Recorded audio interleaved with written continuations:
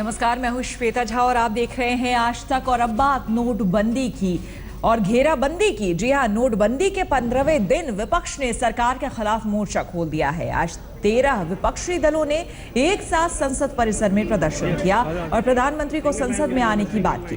विपक्ष के हंगामे के बीच सरकार ने नोटबंदी पर राहत पैकेज का भी ऐलान किया। अब 31 दिसंबर तक डेबिट कार्ड पर सरचार्ज नहीं लगेगा।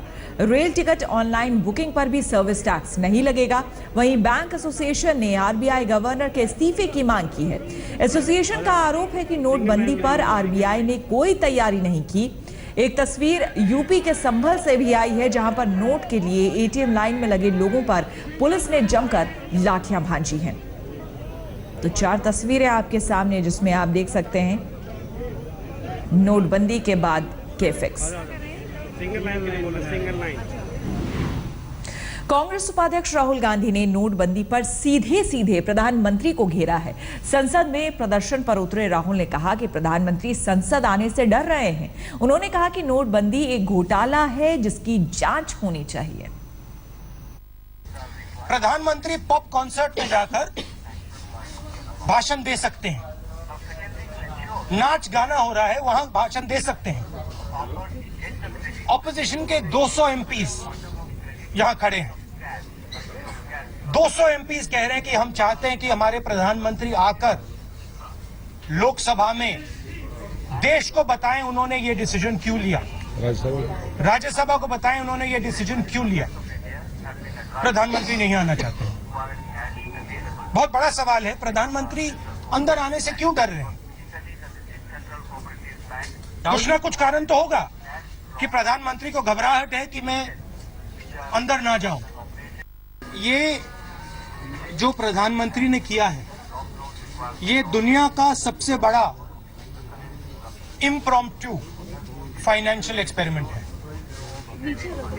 प्रधानमंत्री जी ने इसके बारे में किसी से पूछा नहीं।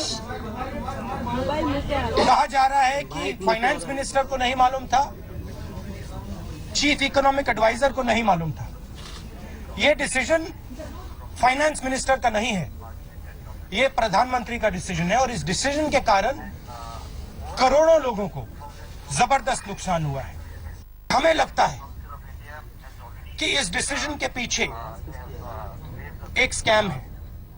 हमें लगता है कि प्रधानमंत्री, उनके प्रेसिडेंट, उन्होंने अपने लोगों को इसके बारे में पहले बताया है, तो उस पे जेपीसी होनी चाहिए। विपक्ष के प्रदर्शन पर बीजेपी सांसद और बॉलीवुड एक्टर परेश रावल ने तंज कसा। आज तक संवाददाता अशोक सिंघल से बातचीत में उन्होंने कहा कि गांधी की मूर्ति के नीचे अनैतिक काम नहीं करना चाहिए। नोटबंदी पर विपक्ष ने आज एकजुट होकर के गांधी स्टैच्यू पर धरना दिया और मांग की कि प्रधानमंत्री का हाउस में आना चाहिए। बात करने के लिए हमारे साथ मौजूद है बीजेपी सांसद परेश रावल जी। रावल साहब, आज पूरा विपक्ष गांधी स्टैच्यू पे था, पूरा लाइन उन्होंने बनाई पार्लियामेंट के भीतर और मांग की कि जिस ढंग से आम आदमी परेशान हो रहा है, सरकार को उस पर सोचना चाहिए। मुझे धरने से प्रॉब्लम नहीं, मुझे प्रॉब्लम उन्होंने जो गांधी जी का स्टैच्यू पसंद किया उससे। उसी स्टैच्यू के नीचे बैठ के ये लोग बिल्कुल अनैतिक बात कर रहे हैं। आए हैं बड़ा बड़ा दावा करके, बड़े बड़े झंडे लेकर भ्रष्टाचार मिटाएंगे, और जब आदमी कोई भ्रष्टाचार मिटाने की बात करते तो उनके साथ उनके सामने एकजुट होकर गांधी जी के स्टैच्यू के नीचे ही, ये तो बिल्कुल दिया तले अंधेरे वाली बात है। ये तो प्रेस जी ये कह रहे हैं प्राइम मिनिस्टर क्यों नहीं हाउस के अंदर आना चाहिए, उनको बात सुननी चाहिए, चर्चा करनी चाहिए। प्राइम मिनिस्टर की खामोशी नहीं समझते, उनकी बात को क्या समझेंगे? अच्छा प्रेस जी, इनका कहना है कि आम आदमी परेशान है, जिस ढंग से नोटबंदी की है, लाइनों में लगे। परेशान नहीं, आम आदमी कोई परेशान नहीं है। वही लोग परेशान है जिनका अपना माल डूबा है, ये वही लोग परेशान है। आम आदमी की परेशानी अगर इनके ध्यान में आई होती तो सबको कहा होता कि जाके जनधन योजना में। और नोटबंदी पर बड़ी बातें, सरकार ने क्या घोषणाएं की हैं वो अब आपको हम बताते हैं। ई वॉलेट से स्विचिंग चार्ज हटाए गए हैं। नाबार्ड के जरिए किसानों के लिए 21,000 करोड़ जारी किया गया। ई वॉलेट की लिमिट 10 से 20,000 हुई। ई वॉलेट से स्विचिंग चार्ज हटाए गए तो लोगों को राहत देने की कोशिश की जा रही है। 31 दिसंबर तक ऑनलाइन बुकिंग पर राहत है आपको।